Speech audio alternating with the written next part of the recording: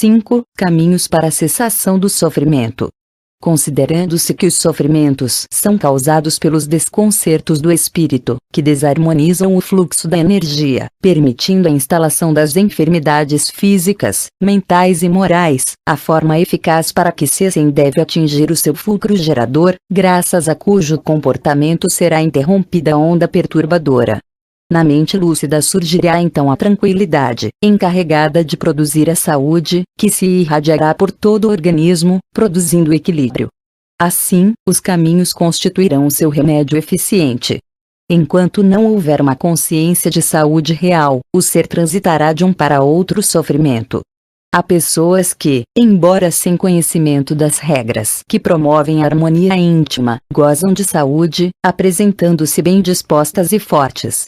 São esses, no entanto, fenômenos automáticos do organismo, que se contaminará ou não durante a existência, de acordo com a conduta moral e mental que se lhe imprima, permanecendo ou não saudáveis. A antiga sabedoria budista estabeleceu um sistema de meditação, pelo qual a saúde se instala e o sofrimento desaparece. Jesus, portador de equilíbrio pleno, considerava o amor como a causa única para a realização ideal do ser. A mutilação ou ausência do amor a Deus, ao próximo ou a si mesmo, produz a insatisfação, o desajuste, o desequilíbrio da energia, tornando-se fator causal de doenças, de sofrimentos. O desamor é, em realidade, uma doença, cuja manifestação se dá de imediato ou posteriormente, assinalando-se com processos degenerativos da personalidade, que instalam no organismo os vírus e bacilos agressivos. A somatização dos problemas emocionais que decorrem da insegurança e do medo, da mágoa e do ódio, do rancor e do ciúme é responsável por graves patologias orgânicas, assim como as diversas enfermidades físicas, produzindo distonias emocionais e perturbações psíquicas lamentáveis. Quando o amor, conforme o conceito de Jesus, assenhoreia-se do ser humano, vitaliza e irradia paz, gerando uma psicosfera rica de vibrações de equilíbrio, graças às quais a saúde se exterioriza de forma positiva, inundando a vida de esperança, de altruísmo e de realizações edificantes.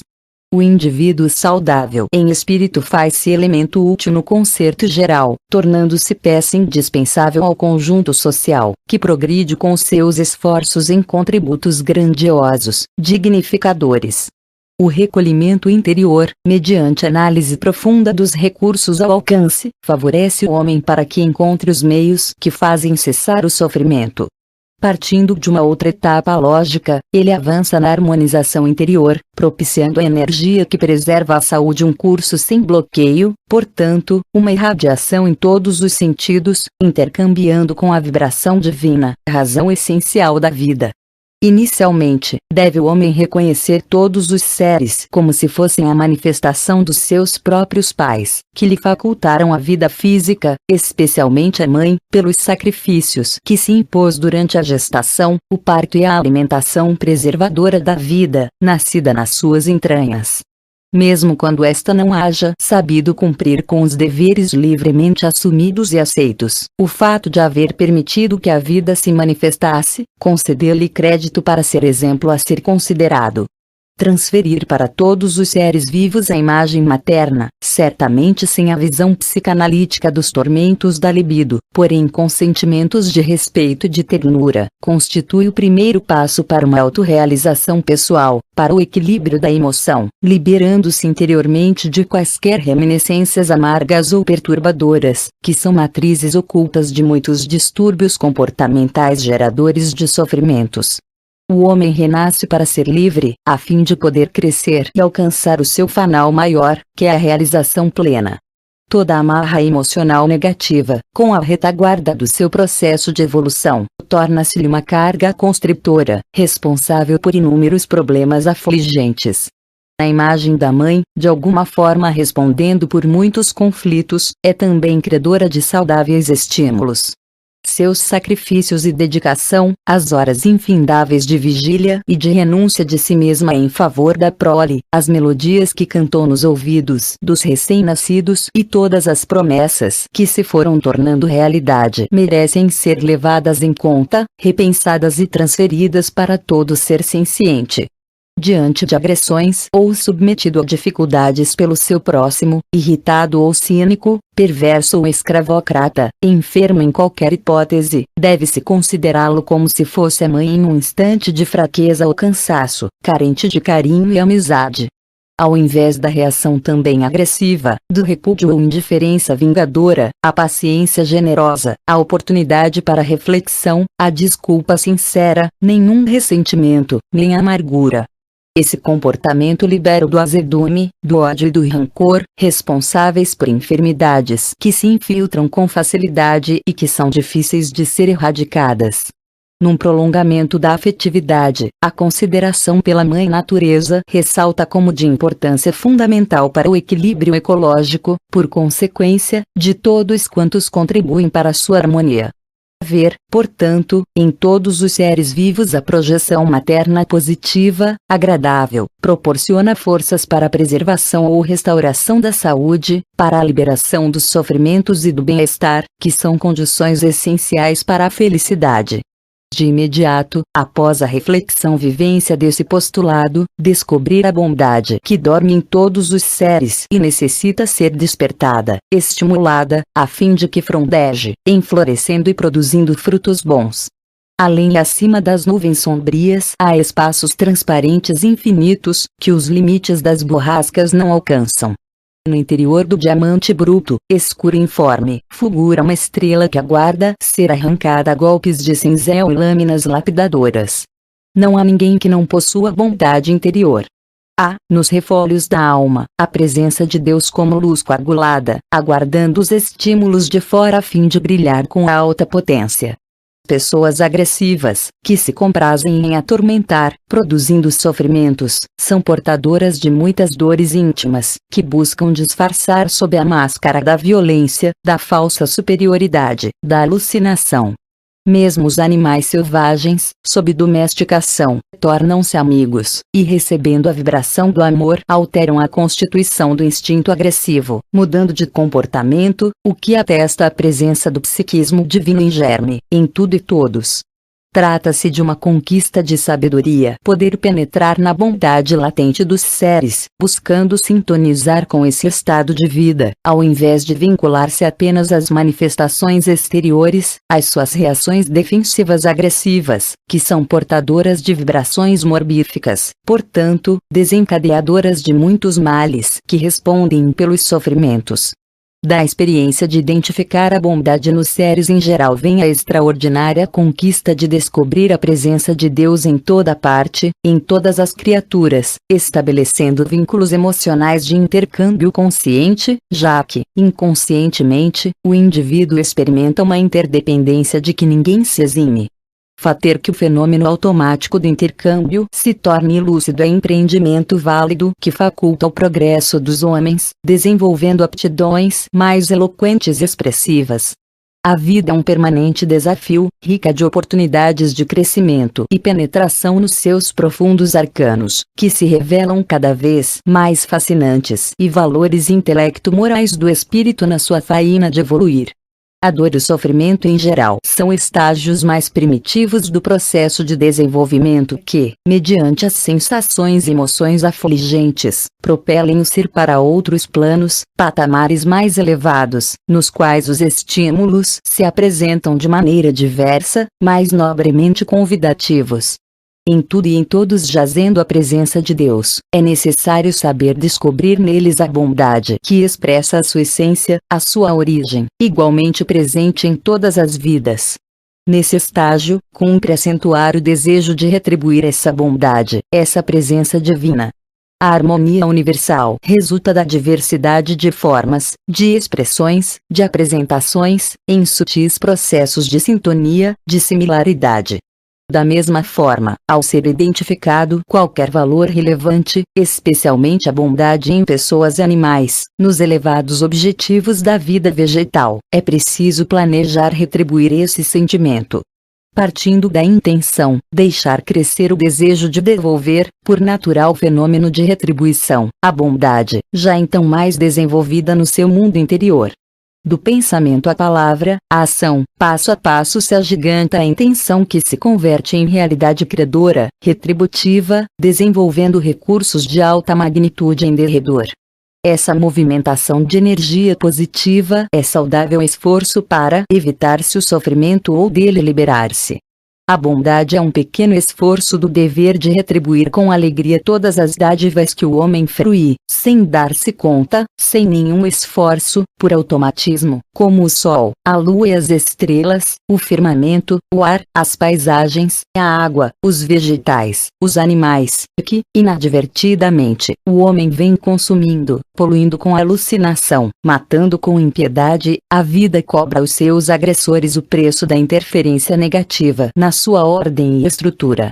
Assim, devolver-lhe a bondade é respeitar-lhe os códigos da existência, da sobrevivência, fomentando-lhe o aumento, a continuidade, a própria vida, onde quer que ela se expresse.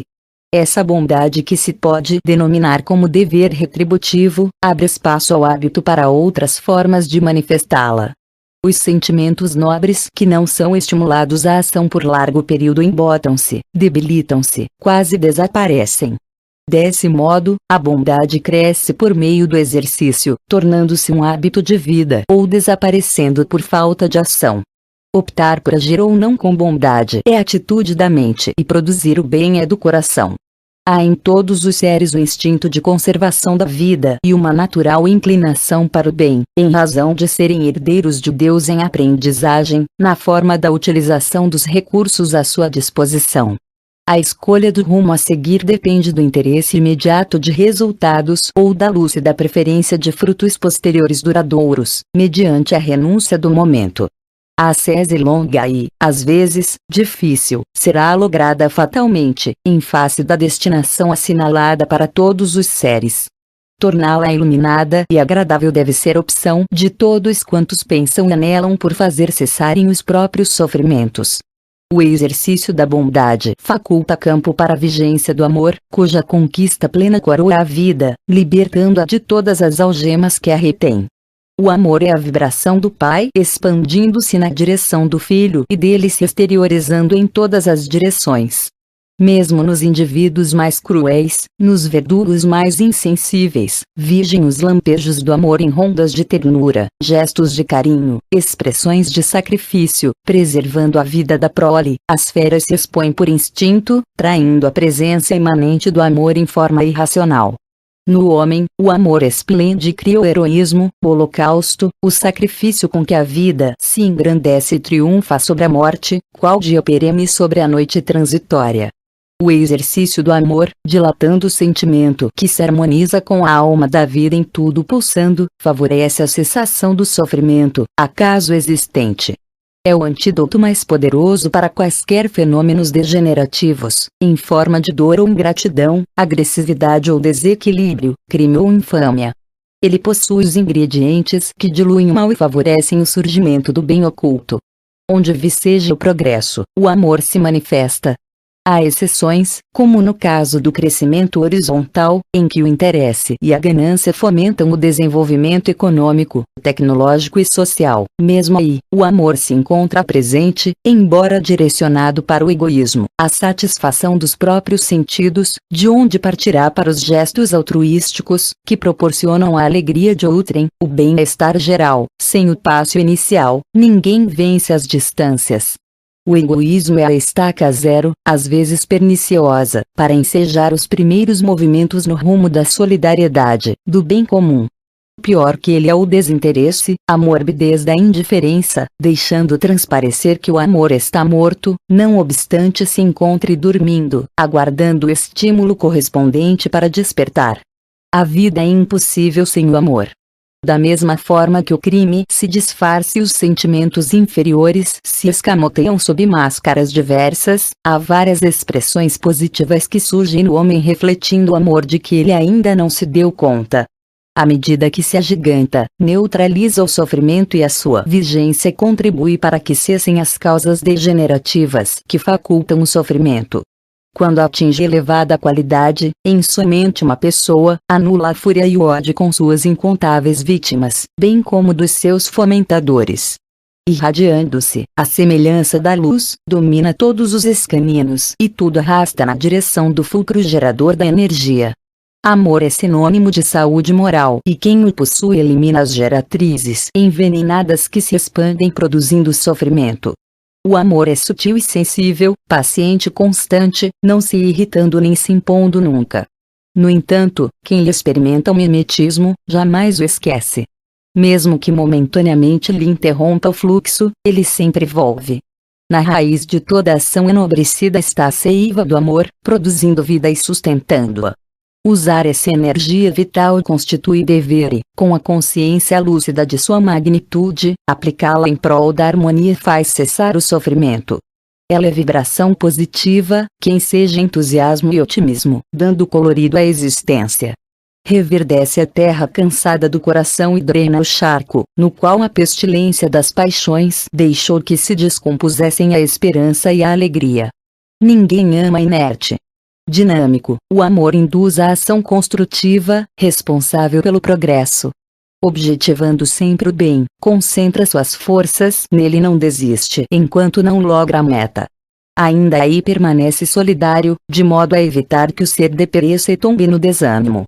Como o sofrimento decorre da insatisfação, da distônia, da degeneração dos tecidos e dos fenômenos biológicos desajustados, o amor age sobre as moléculas como onda vitalizante e, restaurando-lhes o equilíbrio, vence o sofrimento, interrompendo-lhe o fluxo causal.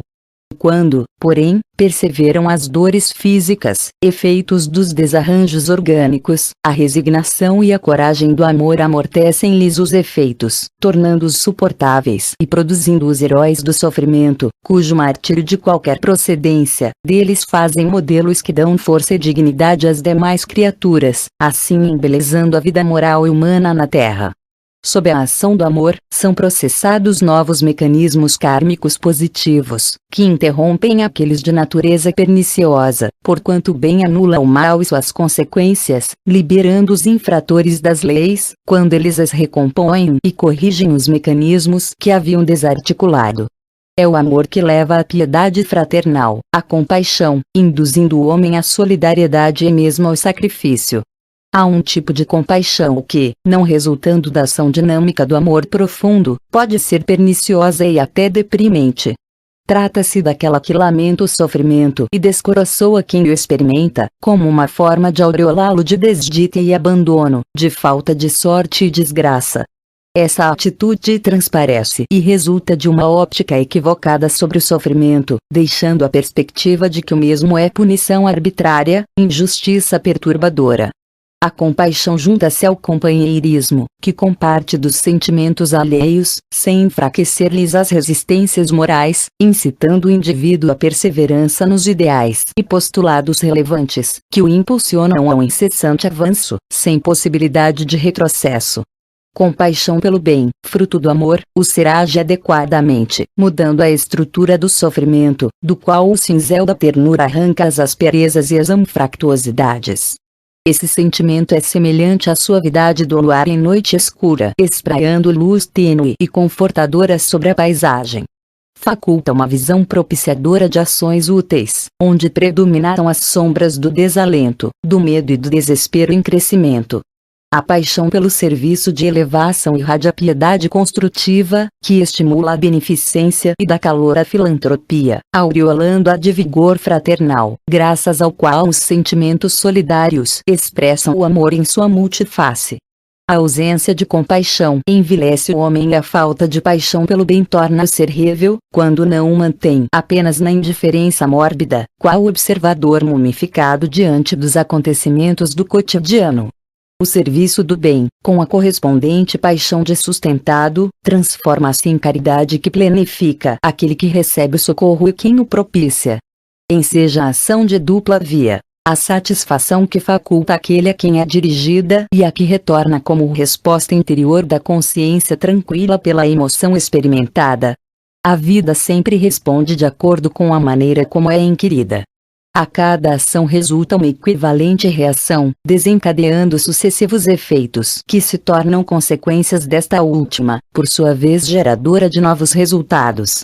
para que seja interrompido o ciclo, quando pernicioso, a compaixão por si mesmo e pelo próximo induz o homem às ações construtivas, nas quais se instalam os mecanismos que desencadeiam resultados favoráveis ao progresso, assim interrompendo a onda propiciadora de sofrimento. A paixão de Cristo por todas as criaturas é um estímulo constante a que se compadeçam os indivíduos uns pelos outros, sustentando-se nas dores e dificuldades, jamais piorando as suas necessidades ou afligindo-se mais por meio dos instintos agressivos, por acaso prevalecentes em sua natureza animal. É de vital importância a compaixão no comportamento humano. Ela conduz à análise a respeito da fragilidade da existência corporal e de todos os engodos que a disfarçam. Sendo a ilusão um fator responsável por incontáveis sofrimentos, a compaixão desnuda. Porque se fantasia a existência terrena com quimeras e sonhos, a realidade, desfazendo essa imagem infantil, leva ao sofrimento todos aqueles que, imaturos, confiaram em demasia na transitoriedade das formas e da apresentação física, das promessas de afeto imorredouro e de fidelidade perpétua, de alegria sem tristeza e meio-dia sem crepúsculo no fim da jornada. Assim, a morte da ilusão fere aqueles que lhe confiaram a existência, entregando-se-lhe sem reserva, sem precaução. A ilusão é, pois, anestésico para o espírito. Certamente, algo de fantasia imoldura a vida e lhe dá estímulo. Entretanto, firmar-se nos alicerces frágeis da ilusão, buscando aí construir o futuro, é pretender trabalhar sobre areia movediça ou solo pantanoso coberto por água tranquila apenas na superfície. Há quem postergue a realidade, evitando-a, para não sofrer. Existem aqueles que pretendem apoiar-se no realismo rude, que não passa, muitas vezes, de outra forma errônea de ilusão. A consciência da realidade resulta da observância dos acontecimentos diários, da transitoriedade do chamado mundo objetivo e de uma análise tranquila e lúcida a respeito do que é verdadeiro em relação ao aparente, do essencial ao secundário, e sucessivamente. A compaixão por si mesmo, amor a si próprio, faculta a visão realista, sem agressão, dos objetivos da existência terrena, impulsionando a compaixão pelo seu irmão, amor ao próximo, solidarizando-se com a sua luta e dando-lhe a mão amiga, a fim de sustentá-lo ou erguê-lo para que prossiga na marcha. Essa atitude, ao invés de produzir uma postura pessimista, cética, amargurada, resultante da morte da ilusão, alenta e engrandece, dando sentido e significado a todos os acontecimentos. Por isso, a compaixão se torna fator que faz cessar os sofrimentos, como resultado natural dos outros passes, partindo da emoção para a ação. Apresenta-se, então, no painel do comportamento, e a necessidade de agir com inteireza, com abnegação, enobrecedora. Todas as experiências humanas constituem formas de amadurecimento da criatura. Algumas decorrem dos deveres imediatos e são comuns atados, constituindo a sua vivência um fenômeno natural, sem o qual se experimenta inevitável alienação com todas as suas consequências perniciosas. O fato de participar do contexto social, mesmo que sem gestos incomuns ou de arrebatamento, equipa o indivíduo com recursos emocionais que lhe trabalham a existência, aformoseando-a com estímulos crescentes para o seu prosseguimento. No que tange aos meios para facultarem a cessação do sofrimento, as ações meritórias, conforme já enfocadas, são preponderantes, destacando-se aquelas inabituais, que caracterizam os temperamentos nobres, os sentimentos abnegados. Distinguir-se por meio dos gestos incomuns, desconhecidos, é forma de buscar a iluminação mediante o concurso da realização de tudo quanto internamente se conjuga para esse fim. Quem acumula um tesouro tem em mente aplicá-lo em finalidades específicas. Se portador da sabedoria, pensa em multiplicá-lo ao tempo em que o investe, escolhendo os empreendimentos mais rentáveis, seja do ponto de vista econômico, assim como de retribuição emocional. Com essa atitude promove o progresso, gera oportunidades de serviço e dignifica as vidas que antes estavam sob a ameaça do desespero e da inutilidade. Da mesma forma, os recursos espirituais e emocionais elevados devem ser canalizados para as atividades incomuns, superiores, as quais nem todos se atrevem a realizar. As ações incomuns variam desde os contributos materiais valiosos, irrigados de amor e de ternura, até os gestos extraordinários do silêncio ante as ofensas, do perdão às agressões e do esquecimento do mal. Todo aquele que dilui as forças negativas que teimam por obstruir-lhe o avanço, utilizando-se do detergente do amor, evita contaminar-se, e seja visitado por elas, liberta-se, fazendo com isso que cessem as causas e desapareçam os sofrimentos. O campo mental indefeso faculta que as farpas do mal aí proliferem, infestando a área com resíduos pestíferos, responsáveis por males incontáveis. A defesa, em relação aos fatores perniciosos, é somente possível quando a irradiação de energias saudáveis vitaliza a organização psíquica, que reflete as aspirações do espírito, resguardando-a das agressões externas. Não gerando pensamentos destrutivos, nem acumulando vibrações perturbadoras de ódio, medo, ciúme, rancor, mágoa, concupiscência, não se faz vítima dos conteúdos internos degenerativos. Esse estado interior impulsiona os atos incomuns superiores, passo próximo da iluminação. Somente iluminando-se, o homem supera todas as dores. Erradicando-lhes as causas, resguarda-se de agressões destrutivas. A iluminação resulta do esforço da busca íntima do ser profundo, opção de sabedoria que é, em relação ao ego que prevalece no mapeamento das aspirações humanas mais imediatas, portadoras de distúrbios vitais e fragorosas derrotas na luta, que é a breve existência corporal. O desenvolvimento da chama divina imanente em todos os seres merece todos os sacrifícios e empenhos, a fim de que arda em todo o seu esplendor, vencendo as teimosas sombras, que são a herança demorada das experiências nas faixas primitivas do processo inicial da evolução. A verdadeira iluminação promove o homem que, superando as contingências limites da estância carnal, anula todas as causas de sofrimentos, fazendo-as cessar. Já não necessita da dor para alcançar metas, pois o amor lhe constitui a razão única do existir, em sintonia com o pensamento divino que o atrai cada vez com mais vigor para a meta final.